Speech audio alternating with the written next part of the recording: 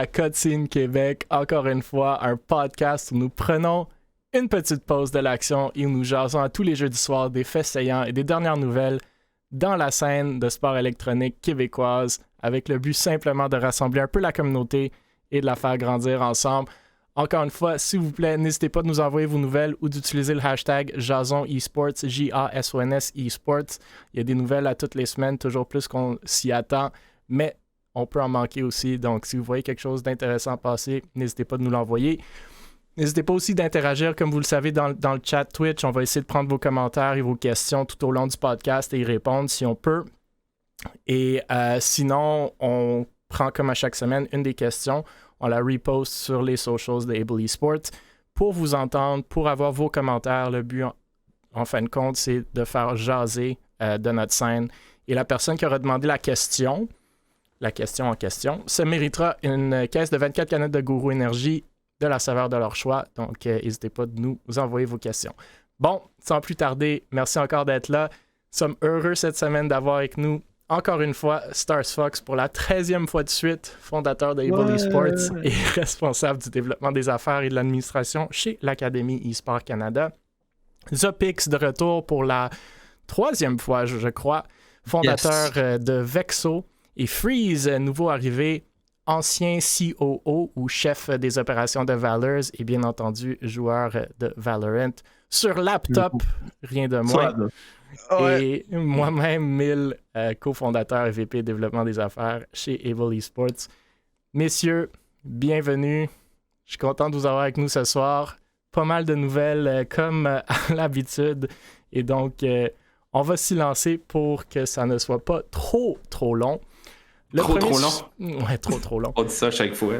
Ouais, c'est ça. Le premier sujet de la soirée, c'est un petit retour sur le LAN Valorant du King of the Spike organisé justement par Able Esports. Donc, premièrement, pour ceux qui n'étaient pas là, Able Esports ont organisé un tournoi en personne, donc en LAN, dimanche passé de Valorant. Et ça s'est donné au eSports Central. Donc, ça fait plus d'1 an qu'Able Esports organise des tournois mensuels de Valorant qu'on a nommé King of the Spike. Et après l'avoir teasé depuis un moment, on a finalement que la situation de COVID nous a permis de le faire. On a eu une édition en personne dimanche passé. Donc, comme je viens de mentionner, au centre-ville de Montréal, au eSports Central, il y avait 8 équipes qui se sont présentées, ce qui était le maximum dû au fait que le eSports Central n'a que 40 ordinateurs et qu'on ne voulait pas faire ça sur 2 jours. Et le tournoi a eu lieu entre 11h du matin et 9h le soir environ. C'était un coût de 30$ l'entrée. Chaque équipe jouait au minimum 3 matchs et tu n'avais pas apporté ton ordinateur, bien entendu. Les équipes compétitionnaient pour 1500$ en prix. Écoutez, après l'événement, si vous ne l'avez pas vu sur Twitch, vous pouvez regarder la rediffusion ou sinon aller sur notre YouTube pour un petit recap de 10 minutes. On a mis 10 heures en 10 minutes juste pour vous. Les joueurs avaient de l'air contents. Freeze pourra en parler. C'était un des joueurs notamment qui était présent. La production par Bernie Media, selon moi, était incroyable. Donc, pour tous vos besoins de production, allez voir notre partenaire Bernie Media. Vraiment, vraiment. J'aime ton selon moi.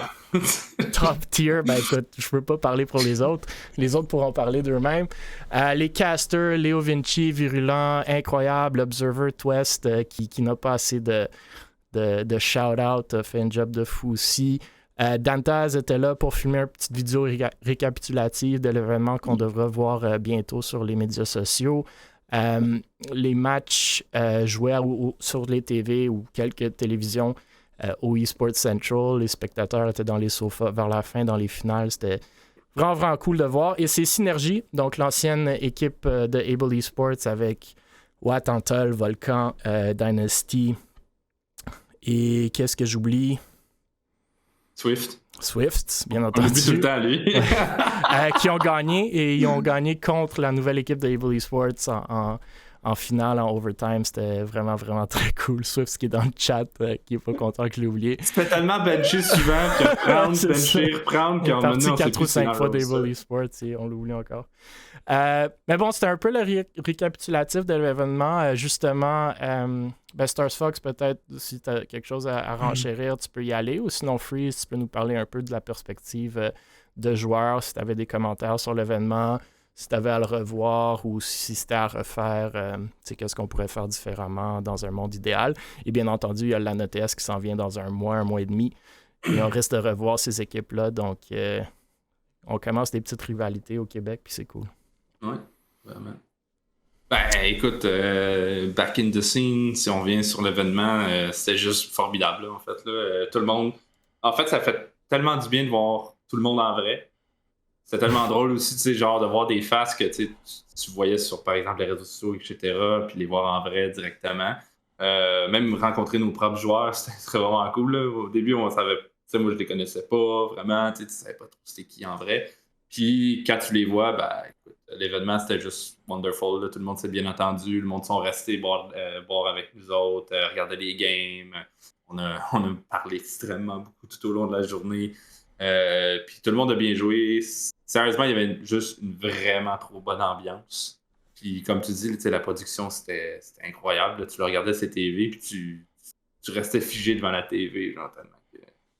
Non, je pense que on peut vraiment être fier de l'événement, on peut vraiment être fier de l'avoir fait, puis personnellement, je pense que ça donne un bon cul pour le futur de nos futurs événements qui s'en viennent. Mais moi, je peux parler du point de vue du spectateur, parce que j'étais pas là, mais j'ai quand même checké le stream du pendant... gars qui est pas venu et... Ouais. Non, mais... Il n'y avait plus d'argent après bâton rouge. Ouais, fait que d'un point de vue spectateur, je peux confirmer que la production était vraiment sa coche. Là. Je pense que c'était une bonne barre à mettre pour les prochains événements qui vont se passer au Québec. Genre, c'était vraiment sa coche. Les casters, c'était vraiment sa coche aussi. Surtout d'un point de vue spectateur, j'étais pas là, mais c'était vraiment entertaining. Puis ça faisait en sorte que, genre, je voulais rester sur le stream, je voulais pas venir juste faire un tour puis partir après. Fait que je pense que vous avez mis la barre haute. Je pense que c'est un bon exemple que vous avez donné pour s'il y en a d'autres qui veulent faire d'autres événements, ou je pense aussi que ça va donner envie aux autres de participer plus aux prochains événements que vous allez faire. Honnêtement, je pense pas qu'il y a tant de négatifs à donner. Je pense que c'était vraiment sa coche. Je pense que c'est votre premier événement LAN aussi, si je me trompe pas. Ouais. Fait que je pense que vous avez mis la barre haute. Je pense que c'est vraiment hot là, pour vrai. Merci Zopix. Ça fait plaisir. Mais tous les compliments doivent aller vers Bernie Media.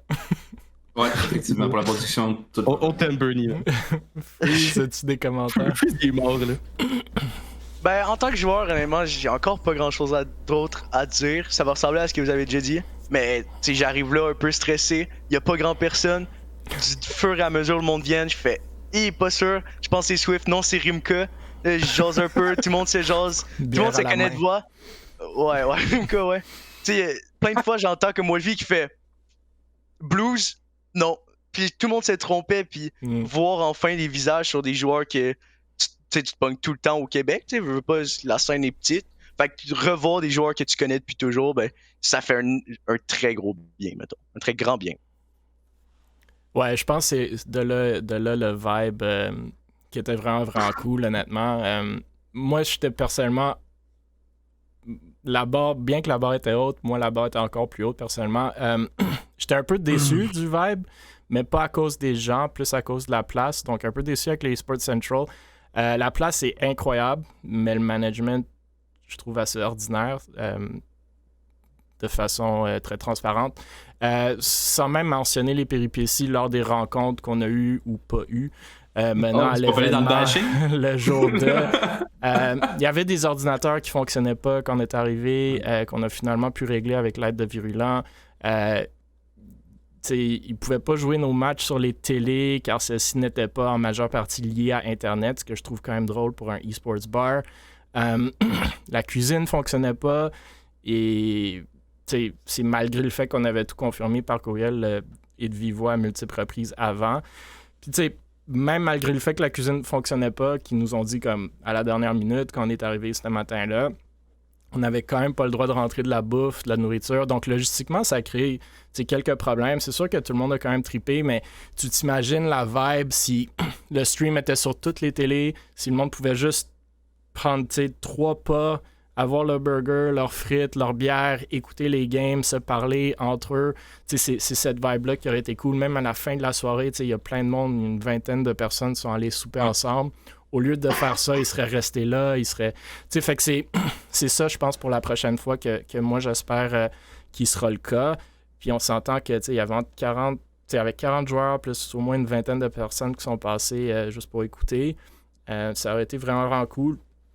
Il y a du monde dans le chat qui parle de peut-être organiser avec le Gaming Café si on veut rentrer plus de joueurs.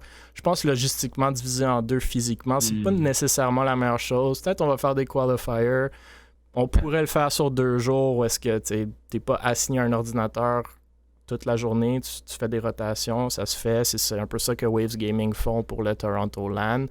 Avery parlait de peut-être juste louer une salle puis de partir à zéro. Puis franchement parlant, ça se peut que ça soit ça dans le futur. Ouais. Nous, pourquoi ça nous aiderait, c'est qu'on pourrait rentrer nos partenaires. On n'a pas pu rentrer nos partenaires au eSports Central, donc ça a limité le prize pool puis ça a limité les choses qu'on pouvait faire. Donc, Guru, c'était Red Bull là-bas. Bud Light, c'était Molson. Et MSI, il était avec Asus, si je ne me trompe pas. Donc, c'est un peu difficile, mais sinon, écoutez, moi aussi, pour un premier événement, surtout, je pense que la vibe a été incroyable, les joueurs ont été fous, les matchs ont été... le niveau de Valorant a été vraiment, vraiment impressionnant. Fait que je pense que le monde se sont amusés et c'est ça qui est important, là. À la base, e-sport, c'est pour s'amuser, puis on a vraiment vu le monde s'amuser. Donc, j'ai pas vraiment eu de commentaires négatifs, j'ai eu des commentaires constructifs, c'est sûr, parce qu'on les veut. Donc, écoute, une expérience super positive, sûrement à refaire. Il faudra juste voir où, quand, comment. Et c'est toujours la question. Hein. Et justement, en parlant de LAN de Valorant, le LAN ETS a annoncé le prize pool pour leur tournoi de Valorant. Donc, 5 500 $, donc plus de 3 fois plus du prize pool de notre LAN. Je vous rappelle que le LAN aura lieu du 13 au 15 mai à l'ETS cette année. Ils ont vendu 500 billets en première vague pour le BYOC, donc le Bring Your Own Computer, c'est différent de notre LAN où si tu n'avais pas apporté ton ordinateur, et tu t'apportes ton ordinateur pour 3 jours. Ils ont ouvert quelques billets de plus aujourd'hui même à 18h qui se sont vendus en 6 minutes, si je ne me trompe pas. Et maintenant, ils sont rendus à un peu plus de 800 billets vendus. Donc, vraiment un gros événement. Je suis quand même impressionné qu'ils peuvent rentrer ce monde-là à l'ETS. Donc, ça va être vraiment, vraiment cool. Je pense que l'atmosphère va être incroyable. Pour l'instant, personne ne s'est inscrit au tournoi encore, du moins que j'ai vu en ligne. Mais bon, ça risque d'arriver... quelques jours avant. On sait que Synergy vont être là et Able vont être là, donc au moins les 2 équipes qui ont été en finale dans notre LAN. Je pense que Beaver a mentionné que les Zibou vont être là, puis ils ont fini 3e, si je ne me trompe pas, ou 4e. 3e à notre LAN. Donc déjà, les top 3 équipes vont être là. Freeze, je sais pas, je pense que tu as écrit sur Twitter que tu n'as pas encore ton billet, mais ça serait cool de te voir toi aussi avec ton laptop. Et bon, je dis rien à propos des casters, sauf que vous devriez les connaître assez bien déjà, je crois. Et c'est vraiment cool, de mon point de vue, de voir un tournoi Valorant à 5 500 $. Je sais pas si ça va être quoi la répartition, mais c'est quand même non négligeable comme prize pool. Ah, effectivement, c'est énorme. Je sais pas si vous avez des réactions là-dessus. Ben, j'ai pas de réaction négative, là. Moi, je pense que c'est que du positif. On cherche pas des réactions négatives. Oh, c'est beaucoup trop d'argent, voyons. J'imagine.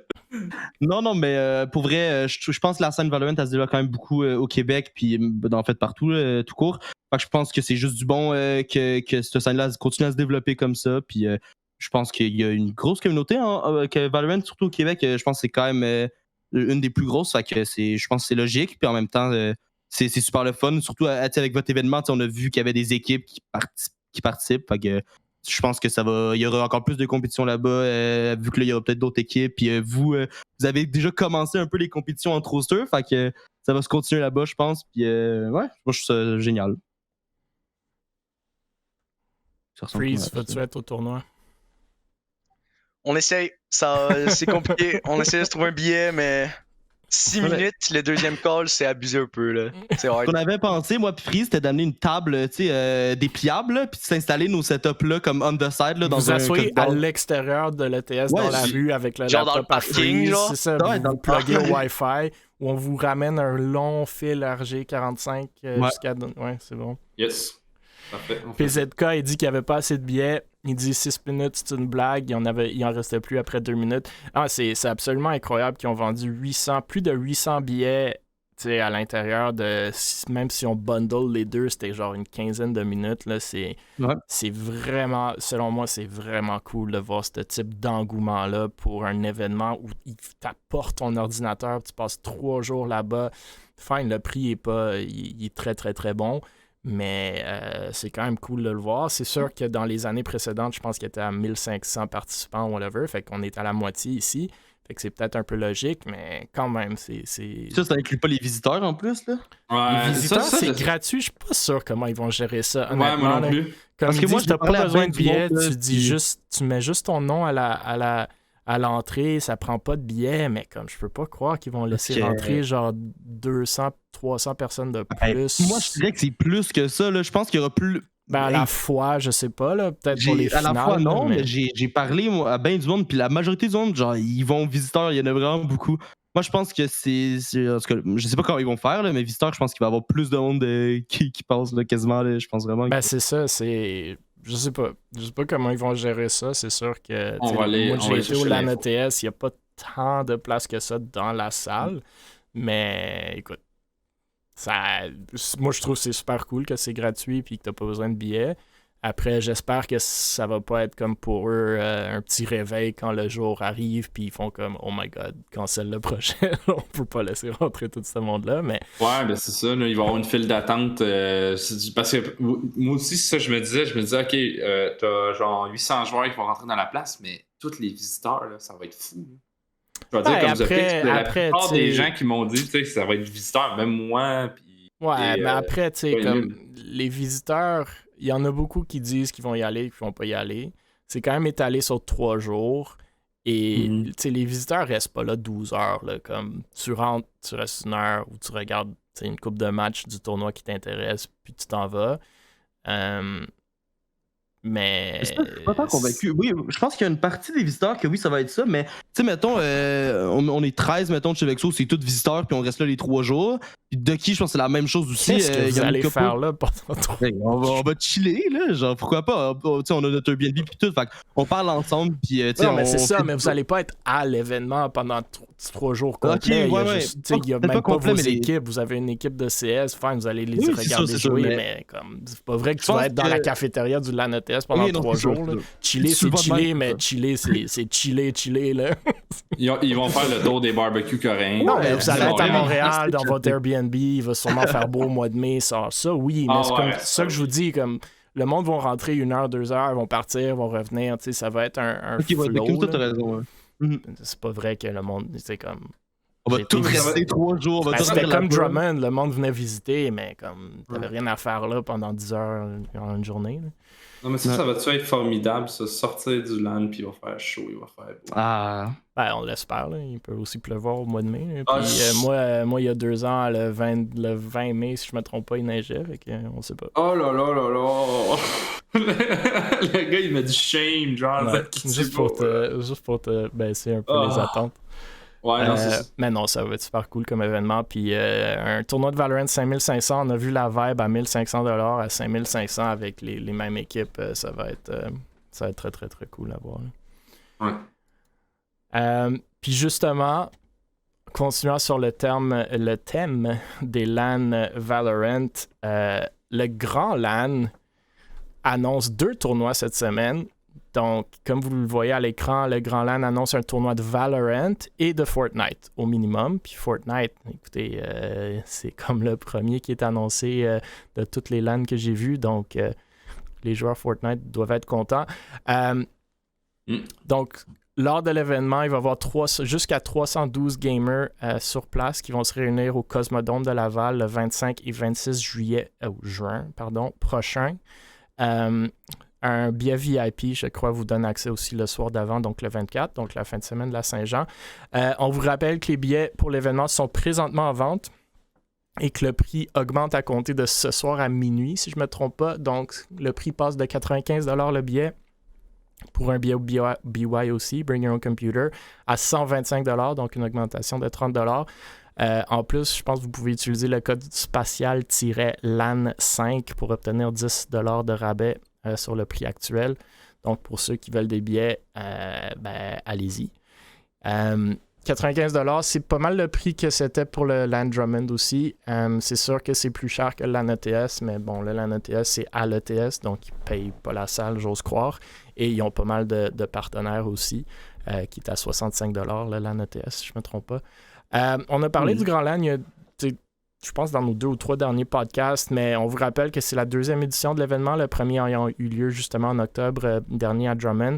Super belle expérience selon moi, gardant en tête que c'est un LAN plus décontracté et moins axé sur les compétitions. C'est organisé par Saspin dans le beurre qui a dit avoir une personne en charge des tournois pour cette édition. La première édition, pour ceux qui sont allés, vous avez compris que les tournois c'était plus ou moins bien organisé. Je pense pas que vous devriez vous attendre à des tournois hyper bien organisés avec des gros prizes pour rien, mais au moins, il y a quelqu'un cette fois-ci qui est un peu derrière ça. Bref, encore une fois, là, si vous pensez acheter vos billets, je pense aujourd'hui, c'est le moment.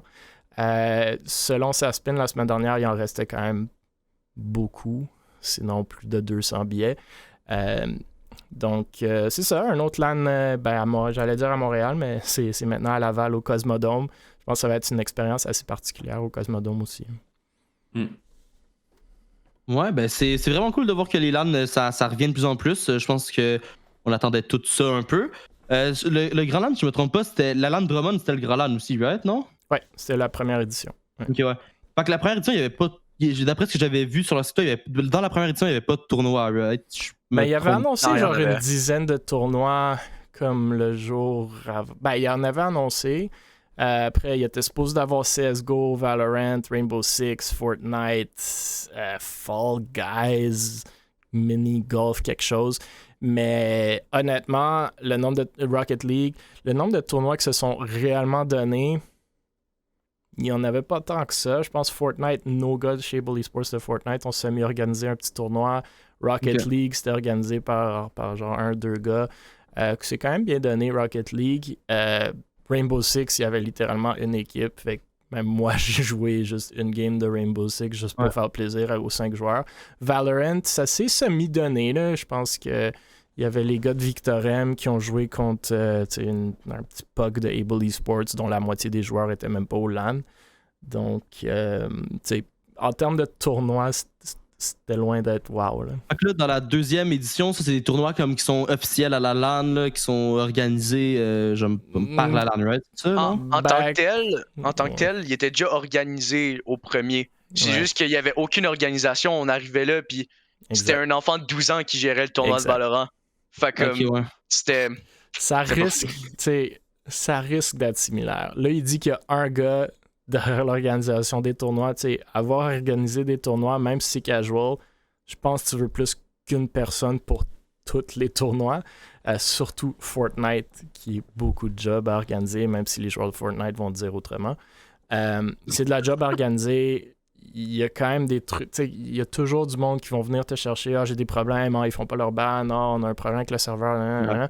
Il y a des trucs à gérer. Fait que moi, le message que je vous envoie, si vous allez au LAN, allez-y pour vous amuser avec une attitude très casual. Comme oui, il risque d'avoir un tournoi, il risque probablement même pas d'avoir un prize pool. C'est plus la dernière fois, c'était comme tu gagnais des billets pour pouvoir participer à comme une loterie ou un tirage. Mais allez-y plus justement Zopix, comme tu as dit, pour chiller. En même temps, jouer avec vos amis. Au pire des cas, vous jouez du ranked à 5 les uns à côté des autres, c'est déjà cool. Fait qu'il risque d'avoir des tournois, mais si j'étais vous, je m'attendrais pas à quelque chose un événement, c'est un événement. Fait que Pour vrai, au point où est-ce qu'on est, surtout avec le COVID qu'il y a eu, genre, je pense que c'est que du positif, peu importe c'est géré comment, mais si c'est plus casual, tu sais, je suis sûr qu'il y en a qui c'est plus pour eux même, que ça soit ça justement plus casual. Fait que je pense que c'est du positif aussi dans tous les cas, là, que ça soit casual exactement. ou moins. Je pense que c'est l'opportunité des joueurs qui sont peut-être un peu moins bons dans les jeux pour y aller. Tu vas au LAN ETS, si t'es un joueur de... Puis là, je vais prendre Valorant comme exemple, mais si t'es un joueur de niveau Silver ou même Gold, tu vas pas tant t'amuser. Genre, il y a des grosses équipes qui vont au LAN ETS pour 5500$. Il y a vraiment des grosses équipes. Puis on l'a vu même dimanche passé. C'était tout du Immortal, Radiant, une trentaine des meilleurs joueurs Valorant au Québec. Puis il y avait une équipe de genre Bronze Silver. Puis fine, ils ont joué. Puis je pense qu'ils se sont amusés, mais c'était loin d'être l'expérience de leur vie en termes de compétition. Donc, pour le Landroman, si vous êtes moins un joueur hyper compétitif, genre super fort au jeu, je pense que c'est super cool pour les content creators. Je pense que c'est super cool pour les joueurs Fortnite, vu qu'il y a un tournoi Fortnite, puis qui ont, eux, pas la chance tant que ça de se... D'avoir leur tournoi, là. De se voir cet été, vu que sûrement qu'ils vont pas aller au LAN ETS tant que ça. Ils sont pas allés à notre LAN. JDL, c'est moins évident aussi. Même c'est bon ça, je peux t'apporter une mini parenthèse du LAN ETS que je voulais dire. Hey, tantôt, on parlait de ça, mais les joueurs Fortnite, là, ça disait beaucoup que ça allait crash puis qu'il allait avoir personne au LAN ETS. Là. En revenant avec ça, là, les billets se sont quand même vendus en genre littéralement 15 minutes. Là. C'est incroyable. Fait que, tu sais, genre, je sais pas ce que ça prouve, mais tu sais, il y en avait beaucoup là, justement qui étaient satisfaits, puis il y en avait qui étaient pas satisfaits du fait qu'il n'y avait pas de Fortnite au LAN ETS. Mais concrètement, ça prouve qu'il y a quand même une communauté sur les autres jeux. Là. Je vois beaucoup de monde qui disent que Fortnite c'est le pilier au Québec là, dans la communauté des jeux vidéo. Au final, quand même, il me semble bien en 15 minutes. Je pense que le monde qui dit ça, c'est des joueurs de Fortnite, là, mais ouais. Je pense que Fortnite a une grosse communauté, puis je pense qu'il y a beaucoup de potentiel, mais ouais, moi je suis d'accord avec toi. Écoute, j'étais le premier à être comme sceptique que tous les billets allaient se vendre super vite au LAN, puis si vous voulez réécouter les podcasts avant le NATS, j'étais comme, je suis zéro convaincu, blablabla. Able, on était quand même assez assidus, merci à Stars Fox, d'aller chercher justement des billets pour nos équipes, mais c'est incroyable. Hein. Plus de 800 billets en dedans, comme tu dis, Zopix de 15 minutes. Moi, c'est même tellement nous, on a été cool, chanceux. Là. On a été chanceux d'avoir nos billets à temps. Ouais. Donc, justement, parlant d'équipes qui vont peut-être être ou qui étaient supposées être au LAN ETS, on parle de Unexpected Victory et de leur roster de CSGO, ou des changements à leur roster de CSGO. Donc, on a déjà parlé à quelques reprises du roster de CS de Unexpected Victory lors de ce podcast. Vous vous rappellerez peut-être qu'ils nous ont changé de roster récemment pour des joueurs ontariens afin d'essayer de garder leur place en ESEA Main. Malheureusement, ils ont terminé la saison avec que 4 victoires et se font donc reléguer en ESEA Intermediate, d'où il était promu il y a 2 saisons. Comme on pouvait s'y attendre avec la relégation, plusieurs joueurs ont décidé d'abandonner le projet, dont Alfight, Snoozy, Shade, Staz et Papa le coach. Il restait Nips pour le moment dans l'équipe, autour de qui UV regarde maintenant de rebuild. Ils vont par contre devoir utiliser le coach Papa dans les 3 premiers matchs de la saison 41 afin de garder leur place en intermediate selon les règles de ESEA. Bref, moi, je vois ça comme dommage, car c'est un roster que je croyais allait justement être au tournoi du CS du LAN ETS. J'ai hâte de voir si UV seront présents néanmoins au LAN. Je sais qu'ils ont beaucoup de... d'habitude, ils ont des rosters canadiens. C'est un peu normal, je pense, selon moi, de perdre des joueurs ou même l'équipe complète après une relégation comme ça. D'ailleurs, l'équipe de Able Esports s'est aussi fait reléguer de Advanced vers Main cette saison, où il était en saison 36, puis l'équipe de Ducky Esports aussi, je me trompe pas. Nous, chez Able, on est content que notre équipe reste ensemble et seront présents à la NETS. Étant une équipe québécoise, Ducky, je pense que je me trompe pas, Zopix, tu avais dit que c'est peut-être moins le cas. Ils ont peut-être eu des billets, mais je pense pas, non. Je pense que dans la première vague de billets, il y avait Victorien et Ducky, il n'y avait pas eu un seul billet, malheureusement. Mais je pense que tu disais peut-être que leur équipe allait plus rester ensemble. Là, ça, c'est le roster Advance. Ça va être à voir, ça, parce qu'ils ont 2 rosters. Le roster Open, c'est lui qui est québécois. Ça va voir si. Je sais qu'ils ont fait beaucoup de changements qui n'ont peut-être pas été nécessairement annoncés. Là. Je sais que Shinzu, il est comme ça. Perceval n'est plus dans le roster vraiment.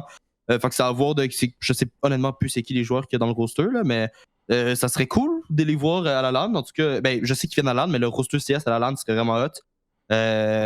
Sinon, je sais qu'il y a QC Clan, si je me trompe pas, qui vient à la LAN aussi. Parce qu'il y a une version rebuild de QC Clan, je sais qu'il y a des joueurs. Run and gun, je pense.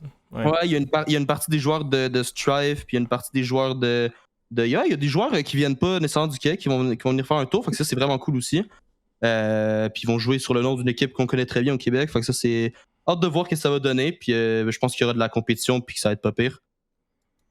Ben justement, je pense que ça fait le pont avec notre prochain sujet qui est vous, chez Vexo.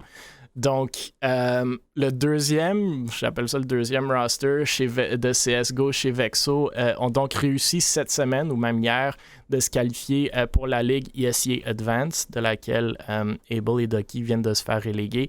Donc, on vous rappelle que Vexo ont 2 équipes de CS, une équipe formée de joueurs américains, si je ne me trompe pas, qui jouent en ESEA Advanced déjà, avec une fiche de 7-7 cette saison, donc ils vont rester en Advanced. Ils ont aussi une équipe québécoise qui joue présentement en ESEA Main, donc la division directement en dessous de Advance.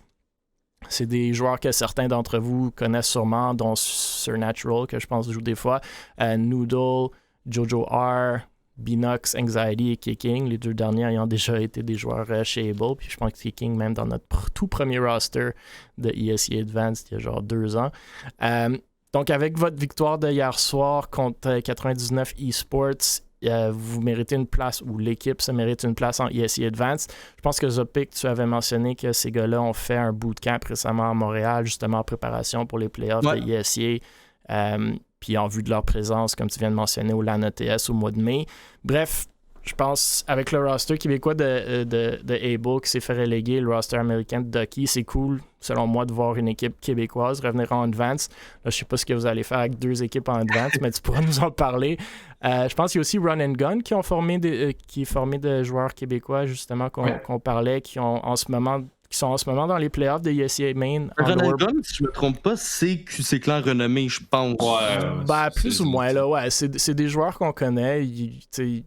Il avait terminé premier lors de la saison régulière. C'est une équipe qui contient les joueurs genre Melio, Tensky, Superant, SML.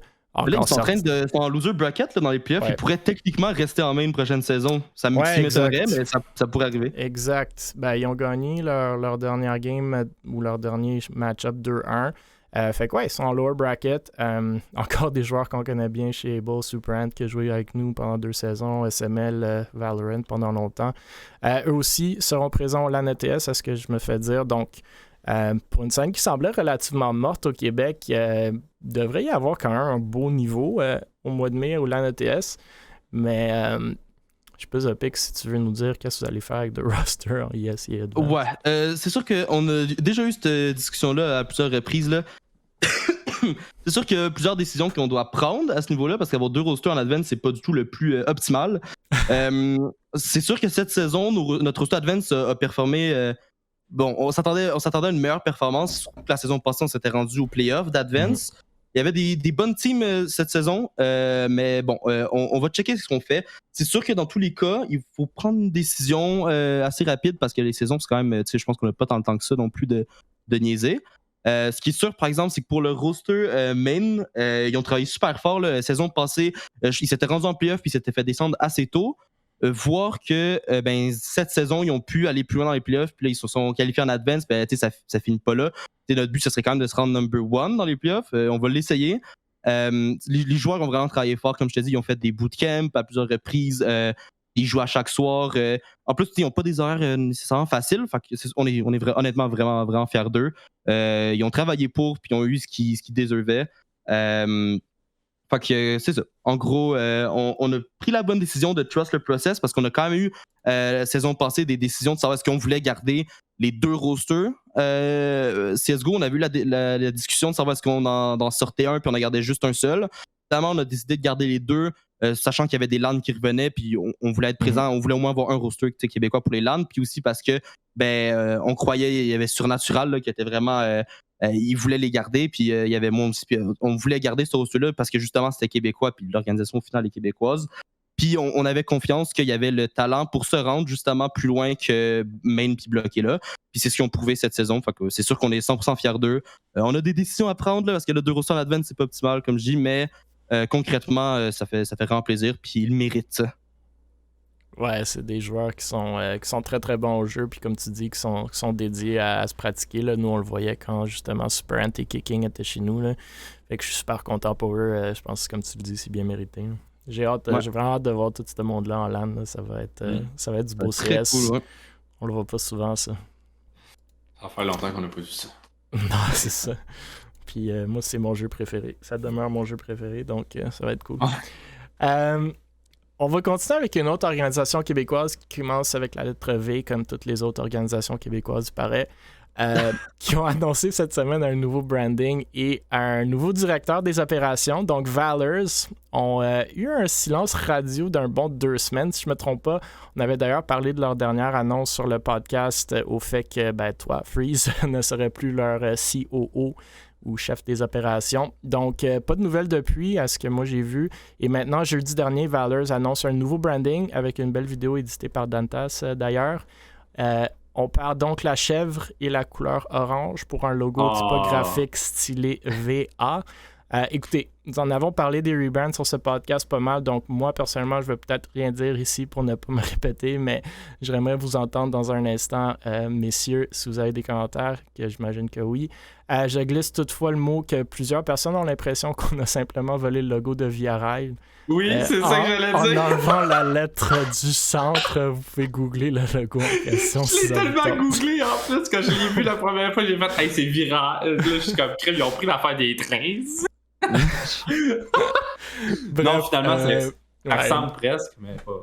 Bref, l'autre nouvelle qui vient 3 ou 4 jours plus tard, Ig Valors sont allés chercher un nouveau directeur des opérations et du développement. Donc, la personne en question n'est nul autre que Mizin, le maintenant, j'imagine, ancien fondateur de Windstorm. Vous vous rappellerez qu'on avait parlé de Windstorm il y a pas longtemps, comme quoi qu'il prenait une pause après un post public de Mizin, comme quoi qu'il se cherchait une organisation québécoise à intégrer.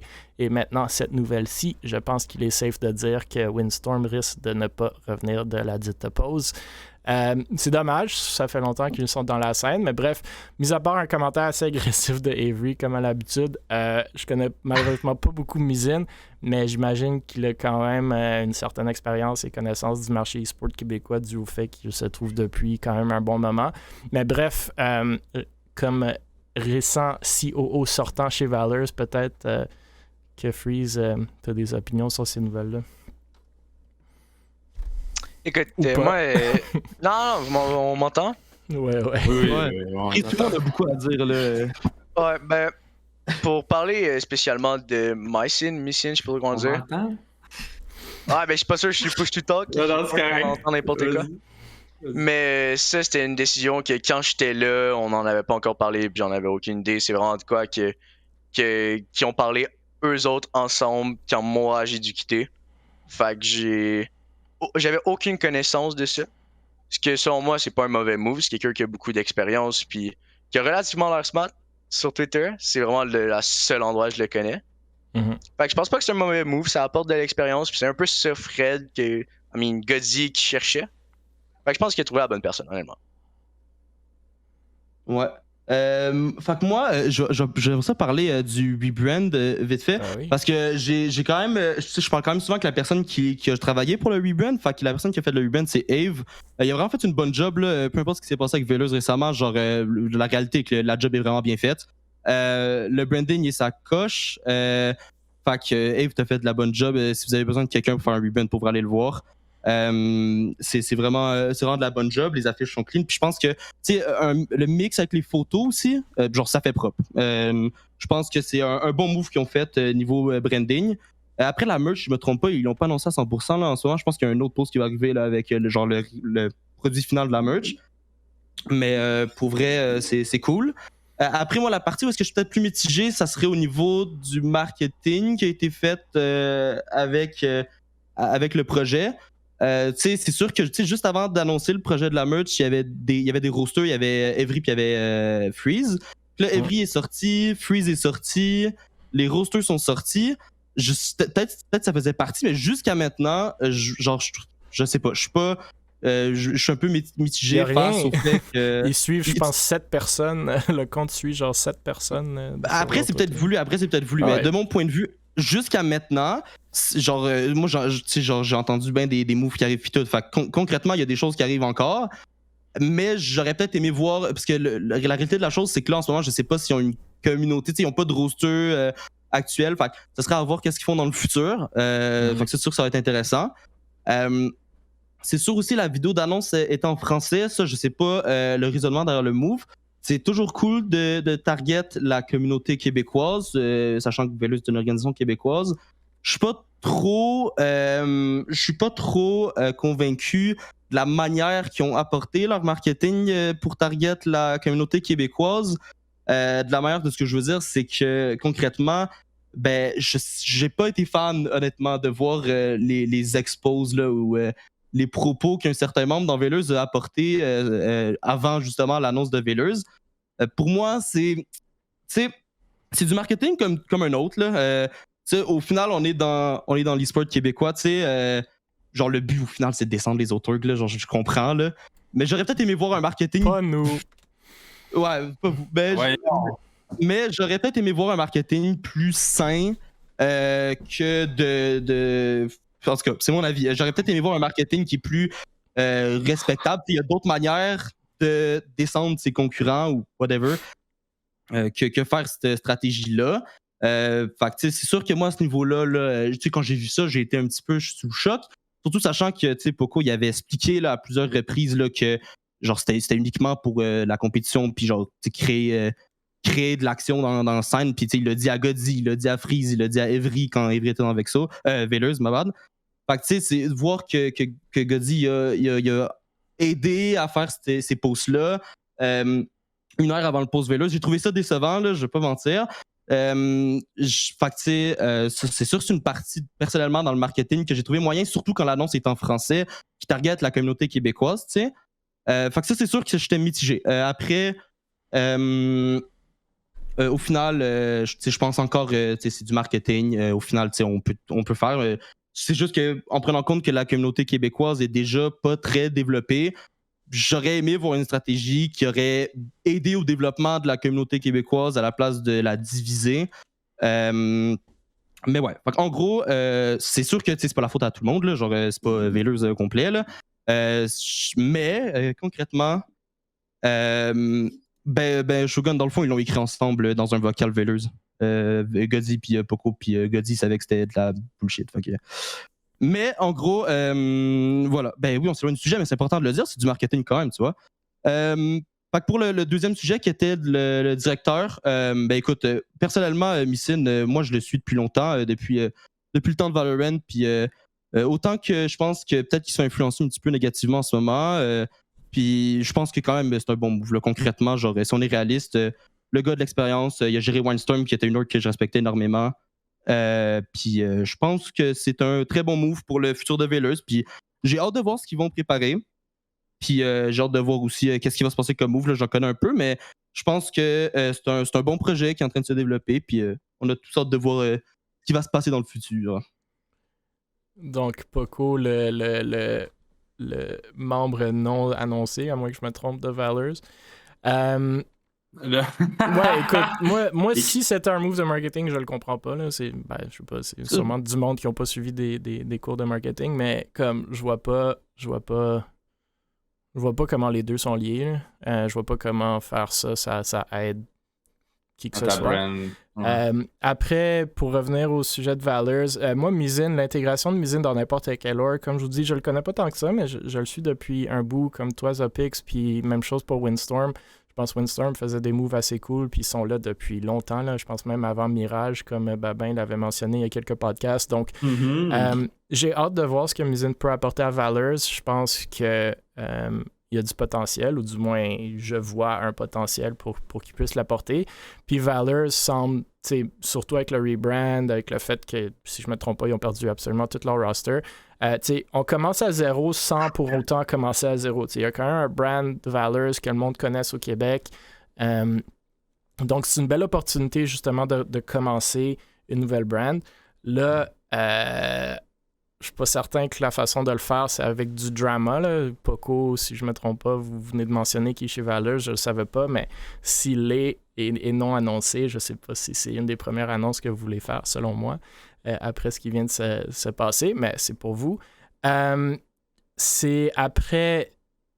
J'aime le rebrand, il est beau. Je suis pas un gars qui est très... Je suis pas un gars qui est très rebrand, mais bon, c'est cool. Je peux t'aider là-dessus. Pour vrai, tu sais, quand on parle aussi du branding, pour vrai, genre, tu sais, autant qu'il y a eu des choses qui s'est passées, là, je suis pas quelqu'un qui est bien rancunier ou whatever, là, mais le branding, Eve, il a fait une vraiment bonne job. Puis Velus, je vais pas le cacher, là, j'ai essayé de leur voler Eve je sais pas combien de fois. Le gars, c'est vraiment une machine, il s'améliore super. Ça fait quoi, 1 an qu'il fait ça, là? Mais vraiment, genre, ça on peut pas le dénier. Velus, en ce moment, leur branding est vraiment cool. Le changement de couleur, je sais que Freeze l'aime pas trop, là, il aimait bien orange. Personnellement, j'aime bien le petit rosé. Mais ouais, fait que là, le branding pour vrai, il est bon. Puis je pense que aussi, c'est durable, là, c'est un style très propre, très moderne. Ça fait pro. Fait que je pense que. Gozi, même pas ton œuf de 4K. Ah, je t'aime, Gozi, man. Fait que, ouais, en gros, ça ressemble à ça. Puis, mais non, mais pour vrai, de vrai, réalistiquement parlant, le branding est très propre. Puis, ils ont fait une bonne job. Là. Ouais, je suis d'accord. Il y a aussi, je pense, tu sais, pour leur annonce, là, parce que là, pour ceux qui l'ont pas vu, allez la voir. Là, il y a du monde, il y a Dentas qui travaille dessus, il y a JK qui travaille dessus. Je parle à JK Pieve genre chaque soir, le gars sur une machine aussi. Puis je trouve vraiment qu'il est underrated aussi. Si vous avez besoin de motion design, allez voir Monsieur JK, ça coche. Puis voilà. Il y a PZK dans le chat qui dit avec le retour des LAN, on va sûrement avoir plus d'équipes québécoises. Je l'espère, PZK. Encore une fois, je vais répéter que nous aussi, on travaille sur certains projets qui vont justement, probablement, ou on l'espère, créer des incitatives pour les organisations québécoises d'aller chercher des équipes québécoises. Mais après, ça dépend de l'approche de chaque org. C'est sûr qu'avec les LAN, c'est cool, mais ça augmente les coûts et ça augmente pas nécessairement pour autant la compétitivité de l'organisation si on se limite au Québec. Là. Si tu veux vraiment aller chercher les meilleures équipes possibles, ben, si tu vas chercher plus loin, d'habitude, tu as plus de chance, mais c'est tout le monde de leur approche. Je sais pas si les gars, vous aviez d'autres commentaires là-dessus ou si on passait au hockey. Next! Ben, j'ai peut-être de quoi dire. Oh là, Freeze! Watch out! Freeze! Mais pour tout à l'heure, on parlait du logo Valors, qu'on disait on changeait de logo puis un peu volé et tout. Mais je sais que le logo a été fait par Ataya, qui vient d'Inde, je pense que Fred m'avait dit. C'est un peu focal, mais je sais pas comment ils ont été là. Avery, je pense qu'il connaît Ataya. Mais c'est ça, puis j'ai regardé les papiers, ça a l'air qu'on a les vrais droits sur le logo, je sais pas comment. Même s'il ressemble beaucoup à d'autres logos qui existent déjà. Deuxième affaire, c'est les vrais droits sur le logo, j'ose croire que il est pas trademarké, là, mais j'imagine qu'ils ont payé quelqu'un, puis qu'en théorie, la personne qui ont payé leur a donné les droits sur le logo. Moi, j'ai demandé à Marvel, ils m'ont laissé passer. Mais deuxième affaire, c'est un logo qu'on avait depuis le début, même avant le book. Non, peut-être pas avant, mais en même temps que le book. C'était juste un side logo. Puis le choix, en fait, c'était de délaisser le book pour prendre le side logo, justement. OK. Ouais, c'est un logo qui, j'imagine, est plus versatile, là, même si un peu moins... le book, on le voyait, puis on savait que c'était Valors. Le VA, c'est peut-être un peu moins évident, du moins pour l'instant, mais une fois que tu te bâtis une brand, ça peut le devenir. Là. À moins que VRL se lance dans les e-sports. Le prochain sujet, c'est la LNH. Donc, on bouge un peu des e-sports, entre guillemets, mainstream, pour parler du fait que le championnat de l'Amérique du Nord de NHL Gaming vient à Montréal. Donc, pour ceux qui le suivent, comme à l'habitude, le championnat nord-américain de NHL Gaming se colle à la cérémonie de repêchage de la LNH qui se tient à Montréal en 2022, le 7 et 8 juillet prochain, je crois.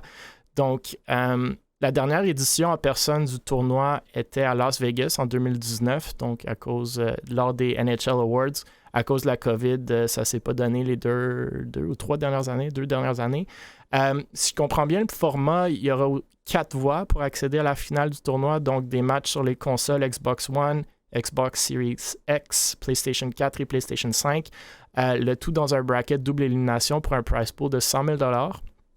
C'est c'est pas vraiment un, entre guillemets, encore une fois, mainstream e-sport selon moi, mais c'est tout de même cool de voir un autre événement à Montréal qu'on peut, soi-disant, considérer un LAN, qui est quand même ouvert aux spectateurs. Si vous voulez aller à l'événement, je pense que ça peut être très, très cool, surtout si, justement, ça peut créer, dans l'éventualité, des ponts avec les sports traditionnels. Chris Gaulier, le VP du développement des affaires de la LNH, mentionne d'ailleurs que beaucoup des meilleurs joueurs de NHL 22 sont canadiens-québécois. Vexo, est-ce qu'on regarde des joueurs NHL moi je dirais rien, hein, c'est top secret. Qu'est-ce que vous pensez de cet événement et peut-être encore plus en particulier justement sur tout ce qui est le e-sport /sport, tu sais, tous les jeux vidéo sportifs? Qu'est-ce qu'on pense de cette scène-là? Est-ce que vous la connaissez? Est-ce que vous pensez qu'il y a du potentiel? Est-ce que vous voyez des pour ou des contre? Ouais, est-ce que vous allez aller à cet événement-là? Je connais rien. Vraiment, je suis désolé, là, mais genre, je suis vraiment non, mais zéro. Ce commentaire-là, je pense, de soi parle, right? On est tous des gens qui vivent dans l'e-sport, puis là, Freeze, peut-être tu te connais, et même Stars Fox, mais tu sais, du fait que ça fait longtemps, ou quand même longtemps que tu es dans l'e-sport, que tu es dans les jeux vidéo, et le fait que tu ne connaisses rien à ça, parle déjà, selon moi, ça en dit déjà sur le sujet. Mais je sais pas, Freeze ou Stars Fox, si vous connaissez un peu. Aucunement. Moi, j'ai connu Mivien, qui jouait à NHL, qui avait fait certains tournois. Je regardais pas mal ce qu'il faisait en général. C'est sûr que pas juste voir le Canadien rentrer là-dedans, mais voir vraiment la NHL rentrer un peu dans le monde du tournoi virtuel, du tournoi de jeux vidéo, c'est comme encourageant. Parce que je pense qu'ils ont vu à travers leurs équipes, il y en avait beaucoup qui avaient acquéri justement du e-sport dans leurs activités. Donc, écoute, je pourrais pas me pencher sur le fait, est-ce que les jeux de sport pourraient, comme, tu sais, il y a comme toute chose, là, il y a un engouement. Je sais que est-ce que c'était RDS qui faisait des games en ligne, qui postait justement des games de la NHL, comme des games du jeu NHL. Donc, je sais pas. Je pense que la plus grosse. Je suis perplexe, là. Je pense que la plus grosse comparaison, c'est le NBA 2K League. Donc, la NBA a littéralement s'est lancée dans la ligue, une ligue officielle de NBA 2K, donc qui est comparable au NHL 2K. Donc, il y a une ligue complète, il y a des sponsors qui sont rentrés des vraies équipes, les owners des vraies équipes qui ont des équipes dans la NBA 2K League, qui marchent quand même. Donc, moi, ce que j'aime, c'est la transférabilité pour ces... C'est comme si on veut comparer ça à un gateway drug, right? De la façon que moi je le vois. Parce que c'est quelque chose, c'est un e-sport ou un jeu vidéo que ces compagnies-là ou ces équipes-là connaissent, comprennent et que leurs sponsors comprennent. Donc, une transition facile pour les équipes à la fois que les partenaires pour faire la transition vers genre un NBA 2K League. Tu es un partenaire des Pistons, tu peux être maintenant... Si tu nous en donnes un peu plus, non seulement tu as l'affichage dans les vrais games des Pistons, mais tu en as aussi dans les games de notre équipe NBA 2K League. Fait que je pense que la transition se fait bien. Puis après, une fois que tu dippes ton toe dans ce monde-là, j'ose croire que le jump est un peu moins abrupt quand tu voudras intégrer d'autres jeux qui sont un peu moins dans... Tu sais, comme tu peux être les Canadiens de Montréal peuvent commencer une équipe NHL 2K. Après, c'est intéressant, peut-être une équipe NBA 2K, déjà un peu plus loin de leur créneau. Puis après, pourquoi pas Rocket League? On l'a vu, ils ont fait un tournoi de Rocket League où ils en organisent un. Puis là, une fois que tu es dans Rocket League, tu essaies League of Legends, puis tu te rends dans les FPS éventuellement. Donc moi, c'est comme ça que je vois ça, puis je vois ça très, très cool. Mais je pense que ces ligues-là, ces sports-là commencent un peu à comprendre que le futur du entertainment n'est peut-être pas à 100% dans les sports traditionnels. Même si, personnellement, j'aime pas les sports en jeu vidéo, j'aime pas. Si je veux écouter un sport avec les mêmes limites physiques qu'une vraie personne, je vais écouter les vraies personnes parce qu'au moins ça, je suis impressionné par ce qu'ils peuvent faire. si je vais écouter des jeux vidéo, ben, je vais écouter quelqu'un en Apex sur une autre planète en train de tirer des guns incroyables puis en train de voler. Comme... Fait que c'est un peu comme ça que je le vois, mais je vois la transition potentielle, ce que je pense est quand même cool. Ouais, non, c'est ça, mais c'est sûr que, tu sais, on parle de jeux de hockey là, en ce moment, là, pas mal. C'est moins. Ce que j'ai remarqué, là, quand tu regardes sur YouTube, par exemple, des YouTubers, des gens qui ont d'influence, puis tu regardes à peu près, en général, les tournois qui se passent.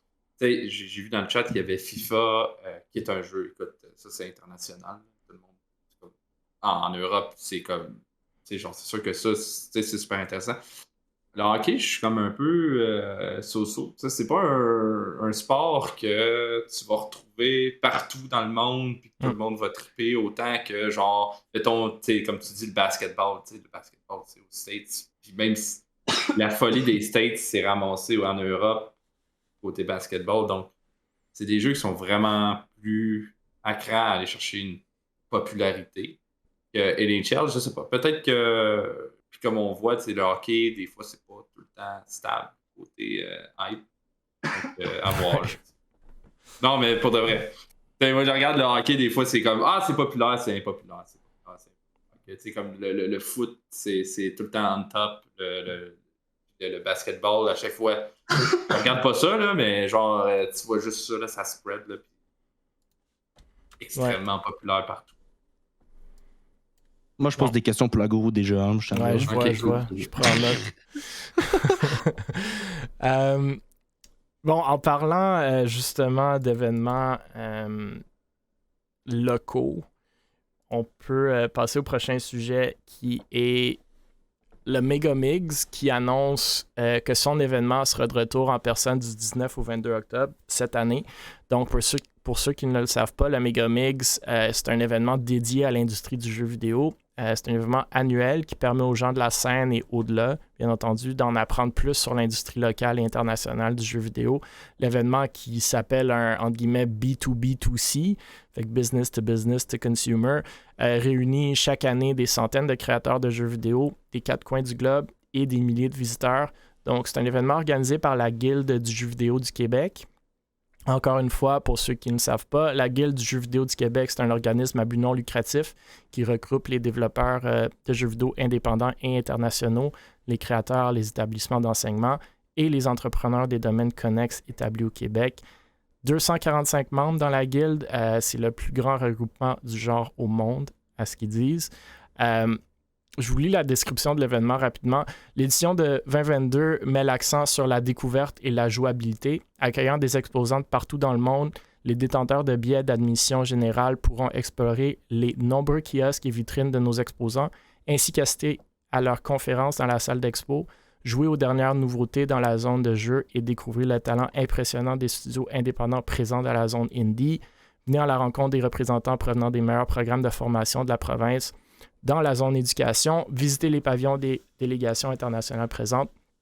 J'en ai pas vraiment trop à dire sur l'événement, honnêtement, mais tout simplement deux choses. Un, c'est vraiment cool et même important d'avoir ce genre d'événement ici. Et deux, c'est une belle place où faire des rencontres intéressantes et faire grandir votre réseau. Si vous n'êtes pas déjà dans les groupes Facebook de Megamigs et de la Guilde, je vous le suggère. C'est pas du e-sport pur, mais c'est quand même dans les eaux.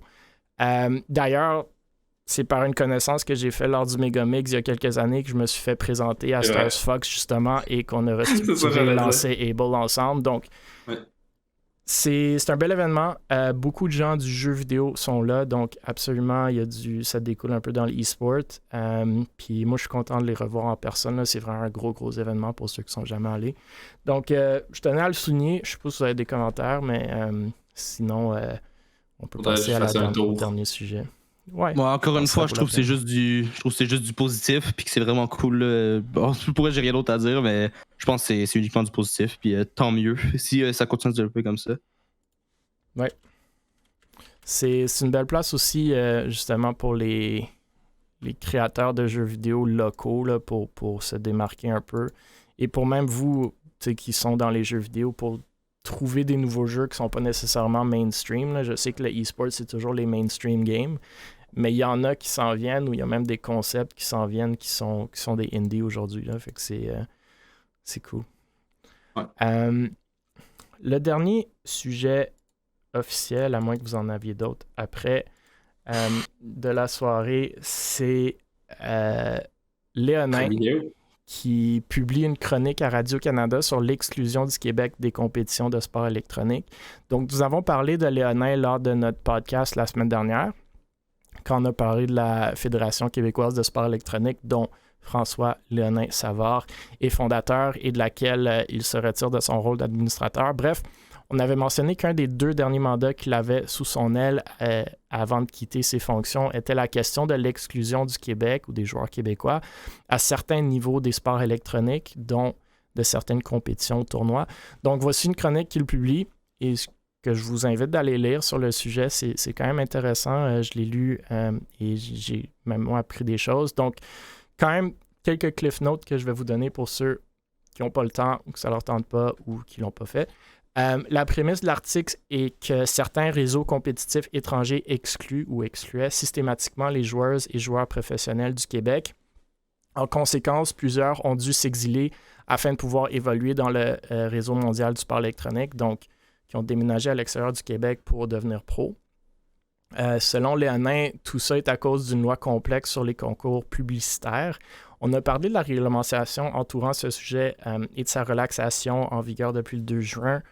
Il y a quelques semaines lors du podcast, donc si vous voulez aller réécouter, vous pouvez. On est sur le YouTube d'Able Esports et dans les podcasts de Google Podcasts, Spotify et Apple Podcasts. Bref, même si la FQSA a pu aller chercher une lettre de la part de la Régie des alcools, des courses et des jeux, comme quoi que les compétitions de jeux vidéo ne sont pas des concours publicitaires et donc pas régies par ces lois et réglementations, la situation persiste malgré tout de temps en temps, ou du moins selon Léonin. Il existe encore une entité qui exclut volontairement les Québécois de ces compétitions selon un échange écrit avec leur service à la clientèle pour des raisons de politique interne. Il s'agit de la plateforme Game Battles de la Major League Gaming qui a été achetée par Activision Blizzard en 2016 et qui apparemment refuse de s'expliquer. Donc, Léonin termine son article en disant qu'il y a justement heureusement de l'espoir parce qu'il disait avec les allègements législatifs desquels on a parlé précédemment, plus personne n'a à remplir des formalités administratives ni à payer quoi que ce soit pour les concours publicitaires. Donc, encore une fois, selon lui, le réflexe d'exclure automatiquement les personnes résidant au Québec devrait donc vraisemblablement s'estomper avec le temps. Je pense pour ceux qui sont dans le sport électronique québécois, c'est important de comprendre cette historique-là, de un. De deux, pour tous ceux qui disent, souvent quand on parle de la FQSA, c'est des commentaires plus ou moins négatifs ou du moins neutres, mais c'est quand même une job qu'ils sont allés faire. Maintenant, fin n'est peut-être plus aussi importante vu le fait de cette relaxation-là. Mais pour ceux qui l'ont vécu, c'était poche. C'était poche de ne pas pouvoir aller compétitionner dans des tournois internationaux. Et vous le voyez dans les giveaways sûrement, que le Québec est souvent exclu, puis c'est dû au faire la même loi ou à une loi similaire. Donc, bref. Allez lire l'article. Ouais, exact. Allez lire l'article si ça vous tente, il est vraiment pas long. Mais sinon, je ne sais pas si vous avez des réactions là-dessus, mais encore une fois, sûrement des commentaires positifs. Mais sinon, je peux vous lancer une couple de questions qui ont été posées dans le chat. Personnellement, je pense que c'est cool que le monde en parle parce qu'il y en a qui sont pas au courant.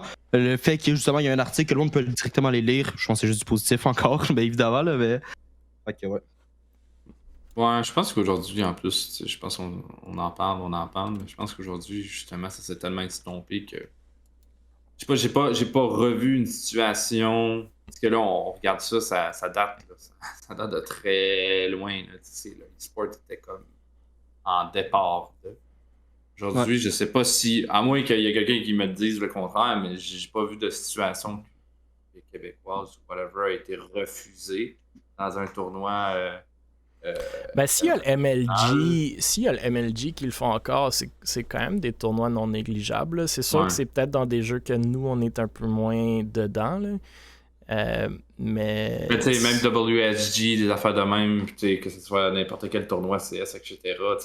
Même nous autres, même Able l'a fait WSG féminin, là, par contre, CS.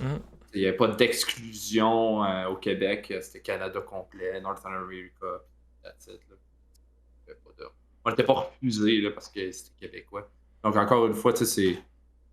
Je sais pas, tu sais, MLG, tu sais, genre, comme ils disent MLG, mais genre, à un moment donné, c'est sûr que les gars, ils vont comme. Attends, même MLG, je sais pas si. Ben, moi, personnellement, j'ai jamais eu de racisme dans le temps, là, dans le Warfare 2, quand il y avait la compétition sur le site. J'ai jamais eu de racisme parce que j'étais québécois. Là, on était ouvert à faire les compétitions, puis je pouvais y aller. Même si j'étais trop jeune, là, mais c'est pas grave, ça c'est une autre histoire, mais je sais pas. On dirait que c'est comme un sujet qui a comme popé parce qu'ils ont essayé de rentrer dans quelque chose. Ils l'ont vu le problème, puis c'est sûr que c'est un énorme problème. Aujourd'hui, en 2022, je sais pas. Est-ce qu'il est encore vraiment comme c'est vraiment. Faut couvrir ça ou genre ça s'est estompé? À voir. Je pense que ça s'est estompé un peu, puis ça va encore plus, comme Léon a dit dans son article, avec le temps, se le faire. Donc, est-ce que c'est clos aujourd'hui? Je pense pas, mais que ça s'en va par là, je pense que oui. Ouais. Avery dit dans le chat qu'il y a eu un débat de 1 heure avec une fille sur Facebook, déjà j'ai des doutes, qui disait que l'e-sport était pas un sport, et son argument était que si tu suais pas à la fin de chaque game, c'était pas du sport. Je pense qu'Avery sue sûrement après ses games de LoL, là, à l'entendre. Ouais, moi je pense que oui. Hein. Ouais. Ouais.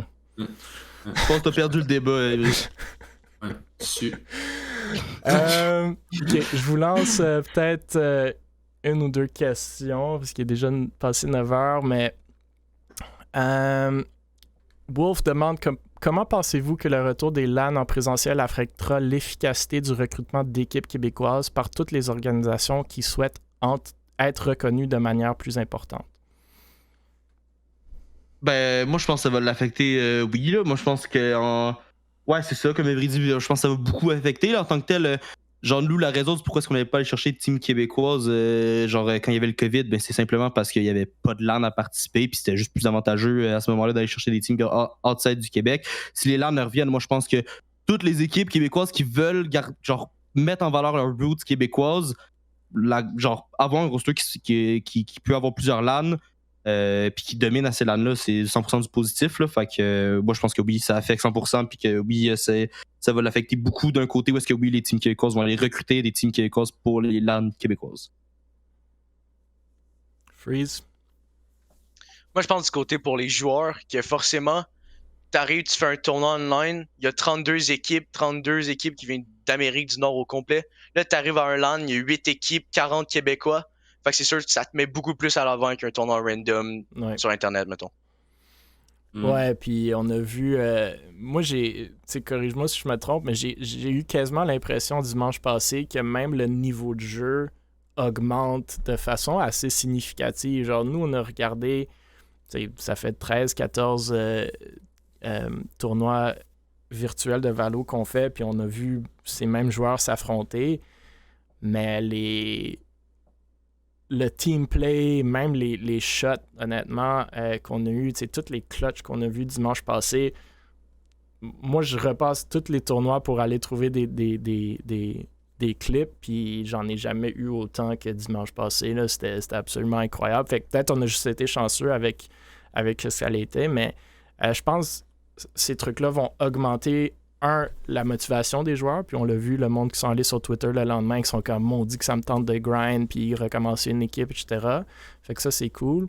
Puis avec cette volonté-là de grind, puis de devenir meilleur, les organisations vont finalement se dire, OK, peut-être ça vaut la peine d'aller chercher des équipes québécoises, parce que il n'y en avait pas tant que ça non plus. Si tu veux aller chercher une équipe Valorant québécoise, honnêtement, nous, on a eu beaucoup de misère à en trouver. Puis là, ça en fait 2 qui sont passés chez nous, puis il n'y en a pas vraiment d'autres. Je confirme que trouver des équipes québécoises, c'est compliqué. On avait essayé dans le temps, puis à chaque fois, c'était genre un joueur québécois dans un roster genre aîné. Puis à chaque fois, là, au moment d'annoncer, le joueur québécois il se faisait sortir pour t'exciter. C'est ça. Nous, c'est la même chose. À Rainbow Six, on est incapable de le faire. CSGO, écoute, on a une équipe québécoise, mais on s'entend que c'est des gars, je veux pas les appeler vieux parce qu'ils sont plus jeunes que moi, mais c'est pas des jeunes hungry players. Là. CS, c'est loin d'être évident. Donc, il y a notre équipe, la vôtre, la vôtre chez Vexo, Run and Gun. Puis après ça, en termes d'équipe québécoise compétitive, pas vraiment. League of Legends, je connais même pas, mais peut-être il y en a. Fait que je pense que les LAN vont motiver les gens justement à se former des équipes québécoises, puis après les organisations vont embarquer parce qu'on aura le choix d'aller en chercher. Mais aujourd'hui, si tu veux une équipe québécoise dans n'importe quel jeu, mis à part peut-être Rocket League, puis même là, on a un peu de misère, c'est pas évident. Donc, j'ai hâte de voir.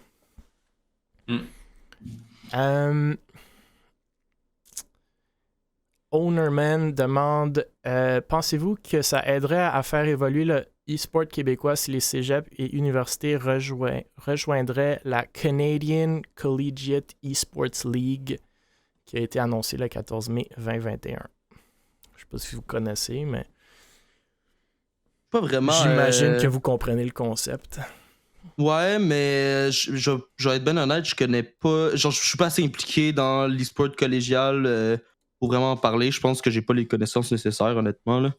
Mais je pense que c'est plus la question est plus le concept. Genre, est-ce que le fait que les universités et les collèges québécois se mettent dans une ligue pan-canadienne ou encore mieux la question des ligues nord-américaines, est-ce que ça risque de...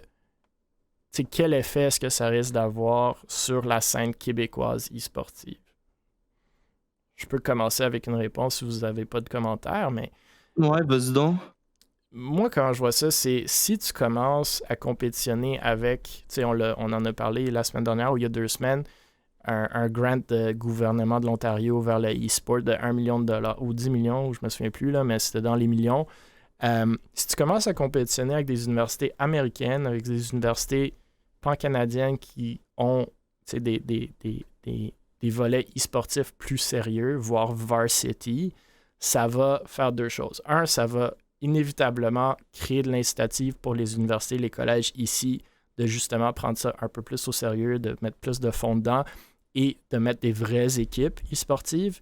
À date, on a des associations étudiantes chez Concordia, McGill, l'Université de Montréal, même les cégeps. C'est pas des équipes officielles au Carabin ou aux Stingers.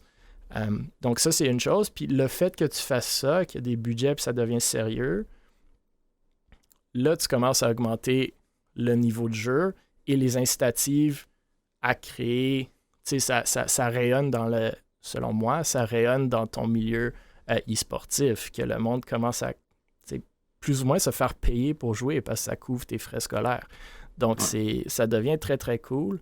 Puis ce monde-là, après, ils se connaissent, non seulement ils se connaissent dans l'e-sport, mais en plus, d'habitude, ils ont l'éducation qui peut aider. Puis là, ça crée des projets, ça crée des business, ça crée des gens formés avec une passion. Je pense que ça serait incroyable si le Québec commençait vraiment à compétitionner à l'extérieur du Québec. Je ne sais pas si Stark Fox, tu connais un peu plus ça. Là, on parlait de la LCSE, la Ligue collégiale de sport électronique, mais ça, c'est québécois, right? Ouais, c'est fermé au Québec. Il y a beaucoup d'écoles qui sont dedans. On ne peut pas se le cacher. Il y a beaucoup d'équipes qui compétitionnent. C'est sûr que, encore une fois, c'est un sujet de comment tu spread la ligue, comme elle est connue. Ça, c'est un autre débat. Mais non, c'est sûr que personnellement, moi, si je verrais ça, oui, les collèges et les universités, je sais pas, personnellement, je sais même pas qu'est-ce qu'ils attendent pour se lancer là-dedans. Je sais pas qu'est-ce qu'ils attendent. C'est à comparer à du hockey versus du football. C'est un milieu que le monde ne connaisse pas, right? Puis, les collèges et les universités, on en a parlé, là, c'est les cheveux gris qui gèrent. Ouais. Puis pour un cheveu gris, pour dire que non seulement, oui, je vais mettre le nom de mon école derrière ça, mais je vais y verser des budgets qui sont relativement restreints. Là. Ils en ont des budgets, mais il faut quand même les prendre de quelque part. C'est pas comme s'ils les utilisaient pas. Donc, encore plus, on le voit aux États-Unis, mais investir dans l'infrastructure, là, dans une salle avec des ordis pour leur équipe, pour s'entraîner, c'est insane. Là. Je sais pas si vous le voyez des fois passer, mais ce qu'ils ont aux États-Unis pour leurs étudiants, puis même à Windsor, là, ils ont bâti quelque chose d'e-sport à l'université, c'est insane. Là. Moi, si j'avais ça dans mon temps, là, c'est comme... Je sais pas si j'étudierais, honnêtement. Non, c'est sûr. Puis tu sais, si je donne un exemple, j'ai vu une école à Ottawa avec qui l'Académie on fait affaire, justement. Puis, tu sais, leur local e-sport est vraiment malade. Pour de vrai, là. Puis, tu vois que le directeur, il est hype. Puis, tu sais, c'est pas quelqu'un qui est dans la quarantaine. Là, tu vois. il est dans la cinquantaine, mais le gars, il aime la vibe, il aime tout, puis il est même prêt à venir à Montréal pour le LAN ETS, pour voir avec ses jeunes, etc., faire une visite au LAN, pour voir les jeunes, c'est quoi que ça a l'air d'un LAN. Donc, effectivement, je pense qu'il y a un gros manque du côté des diversités, d'embarquer vraiment. Puis personnellement, puis on en a déjà parlé, c'est toute une affiliation à l'université. Passer à travers ça, ça va te prendre une vie quasiment. Donc, je sais pas, faudrait juste que, I guess, que le cheveu gris se fasse remplacer par un cheveu plus brun. Pas nécessairement. Brun, il fait comme, pas nécessairement. Je pense que la pression doit venir de deux places. Un, justement, des autres écoles, parce que c'est une compétition. Les écoles ont des compétitions avec les autres écoles, 100% clair. Ils veulent le recrutement des étudiants. Donc, s'ils voient que les autres écoles le font, ils vont commencer à le faire. Donc, s'ils compétitionnent avec ces écoles-là tête à tête, ça va être nécessairement le cas. Et deux, il faut que les étudiants commencent à pousser, puisqu'ils le font déjà, mais apporter le business case. Pourquoi est-ce qu'on devrait aller en e-sport? Voici la plus-value. Voici where the money is. Puis il y a on du va money. Voir... Non, c'est ça, on va peut-être voir ça débloqué avec l'UDM. Leur programme qu'ils ont avec Steph Harvey. Ben, c'est l'UQTR, mais je pense pas. Là. C'est juste un micro-programme, puis rien contre l'UQTR, mais d'habitude, c'est pas l'école qui a le... Qui guide les autres. Ouais. Bon, ben, tout le monde sur McGill. Ouais, McGill, ça on commence par le plus gros. Ben, ça risque d'être les premiers, parce qu'ils sont le plus influencés par les États-Unis. Ouais, OK. Je vais plus vous poser de questions, même s'il y en avait d'autres, mais on va en choisir une, messieurs, dames. Je pense que même Zopix en a lancé une, qu'on va poster sur les socials des Bully Sport. Zopix, Freeze, merci d'avoir été avec nous. Est-ce que vous avez des shout-outs, des commentaires, des sujets que vous vouliez aborder, des closing words? Freeze se commence un GoFundMe pour s'acheter un vrai PC. Un jour. Pour pouvoir jouer dans une vraie team de Valorant. Moi, mon shout-out, c'est ça. C'est aller donner à Freeze, le pauvre, là, pour le... Il va amener son PC au LAN ETS, faut qu'il y ait un ordi, là. C'est ça le challenge, là. Allez donner à Freeze, le pauvre. Donner aux pauvres. Oh my god. Non, mais merci, sérieusement, Zopix, Freeze. Très, très cool de vous avoir avec nous. Freeze, très, très cool de t'avoir vu dimanche. On espère que tu vas jouer au LAN ETS. Si tu ne vas pas jouer, on espère te voir quand même en tant que visiteur. Merci à tout le monde qui sont dans le chat. Toujours le fun de vous voir et de vous voir jaser, même si c'est pas toujours sur les sujets que nous on jase, mais c'est le fun d'avoir cette énergie-là. On va choisir, comme vous l'a dit, une des questions qui a été posée ce soir. On va la poster sur les socials des Bully Sports. S'il vous plaît, allez interagir, donnez-nous vos commentaires. On aime vraiment vous entendre. Et le plus qu'on en parle, le plus qu'on fait rayonner notre scène, le plus que le monde va justement rentrer, commencer à aller trouver des fonds, des beaux projets. Et pouvoir en faire de plus en plus. Et vous pouvez retrouver tous les épisodes, je le répète, du podcast sur YouTube, Spotify, Apple Podcasts et Google Podcasts. On est rendu à 13 épisodes, je crois, ce soir. Ouais. Donc, couvert beaucoup de sujets. N'hésitez pas d'aller vous abonner, partager, liker, laisser vos commentaires. Le plus que vous le faites, le plus de monde vont trouver le podcast, le plus de monde vont entendre parler de notre scène. Et comme je vous le dis, ça va créer de plus en plus d'opportunités pour tout le monde.